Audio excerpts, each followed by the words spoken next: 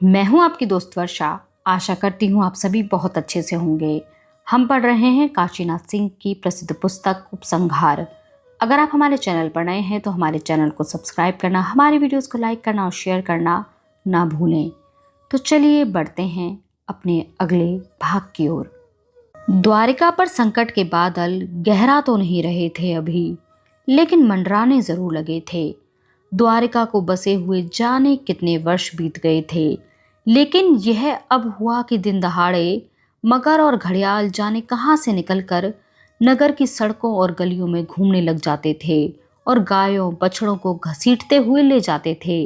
भागने के बावजूद उनकी चपेट में कई चरवाहे भी आ गए थे। जो बच गए थे वे अधमरे पड़े थे। लोग समझ गए कि तट सुरक्षित नहीं रहे। नगर की शोभा सरोवरों और तालाबों से ही थी, जिनकी मछलियां अपने स्वाद के लिए प्रसिद्ध थीं और दूसरे राज्यों में भी भेजी जाती थीं। ज्यादातर ग्वाले उन्हीं में खुद नहाते थे, गायों को नहलाते थे और मछलियां मारते थे बंसी से। वे पटापट मरने लगी थीं और पानी बदबू करने लगा था। मौसम हेमंत का था, लेकिन हवाएं ऐसी चल रही थीं जैसे जेठ की लू हो। कभी कभी आकाश अचानक धुंध से भर जाता, क्षितिज पर काले पीले केसरिया बादल दिखाई पड़ते और कंकड़ पत्थर बरसाती हुई ऐसी आंधी आती कि बड़े बूढ़े पेड़ जड़ों से उखड़कर भवनों की छतों पर गिरते और उन्हें खंडर बना देते। खेतों की सारी फसलें पीली पड़कर झुलस गई थीं। किसान उन्हें देखते और हाय हाय करते। सबसे आश्चर्यजनक बात यह हुई थी कि अग्नि अपना स्वभाव छोड़ रही थी। चूल्हे कभी गर्म होते, कभी नहीं गर्म होते। तवे और कढ़ाइयाँ वैसे ही रह जाते और दूध में उबाल ही नहीं आता, चाहे जितना उबालो। महिलाओं की समझ में नहीं आता कि यह क्या हो रहा है, क्यों हो रहा है। सबसे अधिक परेशान लोहार थे। आग जलती, नीली नीली लपटें भी उठती, लेकिन भाती ठंडी की ठंडी रह जाती। लोगों ने सोचा था कि ये मुश्किलें थोड़े दिनों की हैं, अपने आप खत्म हो जाएंगी, लेकिन वे खत्म होने की बजाय बढ़ती ही गईं और यह बढ़ना भिन्न भिन्न किस्मों में था। हैरत में डालने वाला कि रोज रोज ये क्या हो रहा है, क्यों हो रहा है। किसने सोचा था कि अमरावती समझी जाने वाली द्वारिका की सड़कों, गलियों और घरों में रंग बिरंगे चूहे दौड़ेंगे, आपस में लड़ेंगे, मर्दों औरतों को दौड़ने काटने के लिए आतुर दिखाई देंगे। वे सुबह उठेंगी और पाएंगी कि उनके सिर के आधे बाल चूहे कुतर ले गए। घाघरे या लहंगे या झुल्ला पहनेंगी और पाएंगी कि उसमें पहले से ही चुईया बैठी है। यही नहीं, वे भात बनाकर रखेंगी और खाना खिलाने बैठेंगी और ढक्कन खोलेंगी तो भगोने के अंदर से चूहा भागेगा। इन्हीं दिनों द्वारिका वासियों ने देखा कि भल्लात द्वार पर बना अपना मंदिर छोड़कर काल भैरव नगर में घूम रहे हैं। सिर से पांव तक आधा शरीर काला, आधा पीला, मूंड मुड़ाए, हाथ में खोपड़ी लिए भयानक डरावने दिख रहे हैं और घर घर झांक रहे हैं। यादव तीर धनुष चला रहे हैं, बर्छे भाले खड्ग मूसल गदा लाठियों से मार मार भगा रहे हैं, लेकिन उन पर कोई असर नहीं। वे अदृश्य हो जाते हैं, फिर दूसरे घर में झांकने लगते हैं। वे क्या ढूंढ रहे हैं? यादवों ने आपस में पूछा। किसी ने कहा, उस दिन मैंने भोग लगाने के लिए लड्डू दिया, लेकिन नहीं लिया। दूसरे ने कहा, हमने लोटे में दूध चढ़ाया, अस्वीकार कर दिया।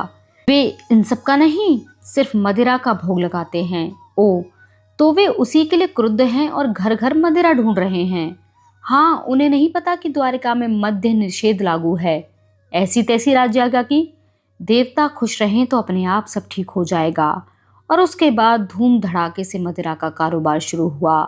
राज्य देश का उल्लंघन करने वाले वे लोग थे जो कौरवों के पक्ष से लड़ने नारायणी सेना में गए थे, यानी अंधक, भोज और कुछ दूसरे यादव कुल। देखा देखी वृष्णि और उनके सभी कुलों ने भी शुरू किया, लेकिन चोरी छुपे। लेकिन इससे कोई फर्क नहीं आया द्वारिका की स्थिति में। वह बद से बदतर होती चली गई। अभी काल भैरव गली गली घूम ही रहे थे कि सहसा एक दिन प्रकट हुई एक औरत काले लिबास में, बाल खोले, दांत चमकाते डरावनी सूरत में। वह घर घर ताक झांक करती और हर सदवा से उसका सुहाग मांगती। इन्हीं दिनों द्वारिका में 2-4 जवान लड़कों की मौत भी हुई और यह अफवाह उड़ी कि वह चुड़ैल है जो आधी रात को अप्सरा बन जाती है, मर्द की पूरी देह में गू और गोबर का उपटन लगाती है, फिर उसके साथ संभोग करती है और खून चूसकर मार डालती है।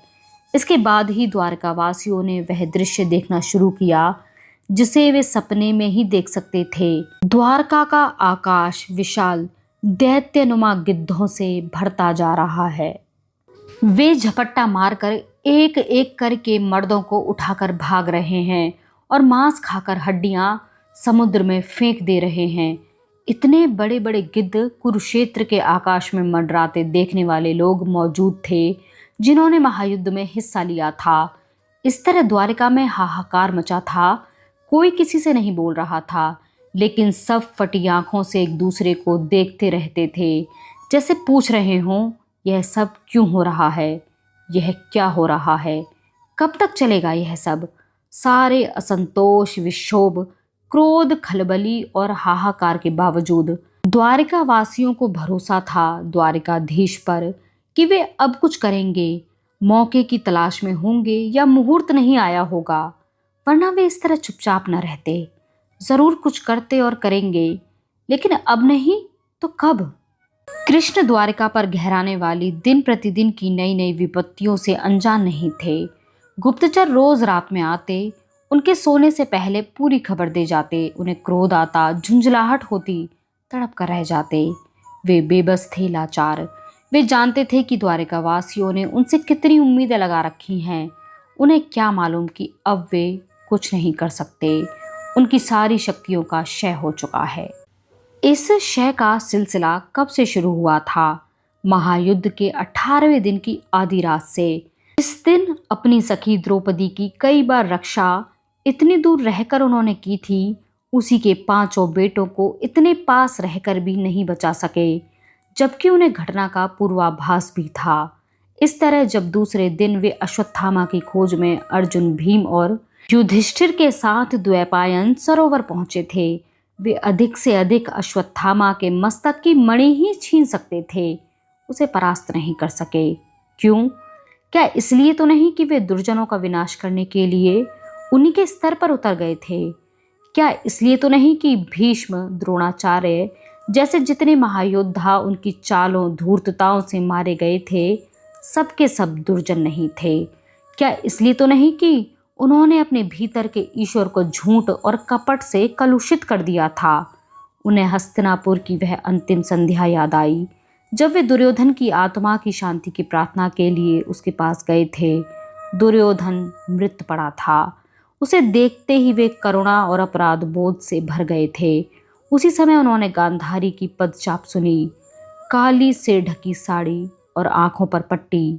गांधारी ने पूछा, यह कृष्ण है क्या? कृष्ण ने उन्हें प्रणाम किया।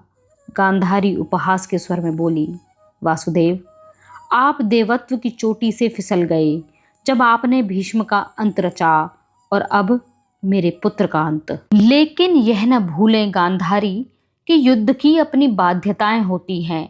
गांधारी ने कहा क्रोध से, इसी को घोर पाखंड कहते हैं। मैंने सुना है वासुदेव, आप धर्म का जाप करते हुए कुरुक्षेत्र में आए थे, लेकिन न कहीं धर्म दिखाई पड़ा, न न्याय, न सत्य, न विवेक। आपने इतने दिनों के लिए सब कुछ उठाकर ताक पर रख दिया था। देवी, याद रखें, अर्जुन के प्रति मुझे अपनी पूर्ण निष्ठा और वचनबद्धता निभानी थी। वचनबद्धता जिसके चलते मेरे सभी पुत्रों का संहार हुआ, और इस समय यहाँ मैं अपने सबसे प्रिय पुत्र के शव के पास खड़ी हूँ, जो आपका अंतिम शिकार था। गांधारी कहते कहते रोने लगी और सहसा जैसे उनकी आंखें क्रोध से जल उठी हों। कृष्ण, अब मैं आपको मृत्यु का शाप देती हूँ कि आपके संपूर्ण वृष्णि वंश का नाश हो जाएगा। यह सब याद करते और सोचते हुए कृष्ण को लग रहा था कि गोकुल से लेकर कुरुक्षेत्र तक जैसे वे अभिनेता की भूमिका में रहे हों, जिसका निर्देशन किसी अदृश्य के हाथ रहा है।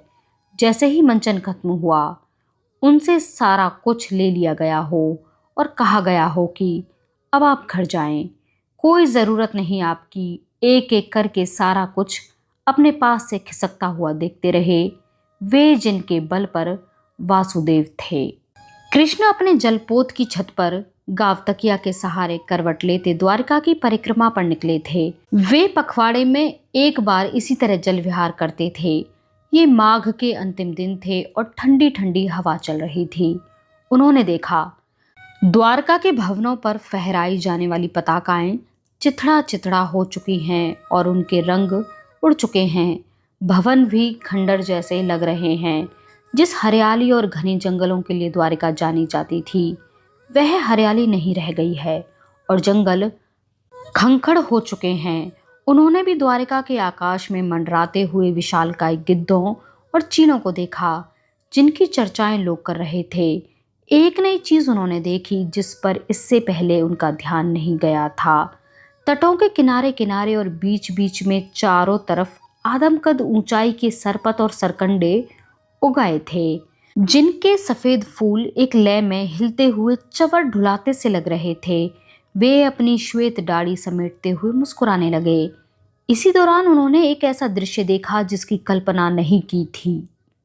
तटों के बीच की रेत पर जहां सरपत के जंगलों और खजूर ताड़ों की कतारें थीं, उनके बीच रेत पर एक दूसरे से लिपटे हुए नंगे अधनंगे जोड़े लेटे थे, जो आने जाने वालों की ओर से बेपरवाह थे। उन्होंने मदिरा की मादक गंध अपने यान तक आती हुई महसूस की। कृष्ण ने अपनी आंखें बंद कर लीं। उन्हें लगा कि वे शायद उनके नाती पोते हों, जिन्हें नहीं पता कि उनके बाप दादे कैसे कैसे इस भूमि तक पहुंचे हैं। वे विचारों में खोए ही थे कि उन्हें कहीं दूर से आता हुआ एक स्वर सुनाई पड़ा। स्वर क्या था?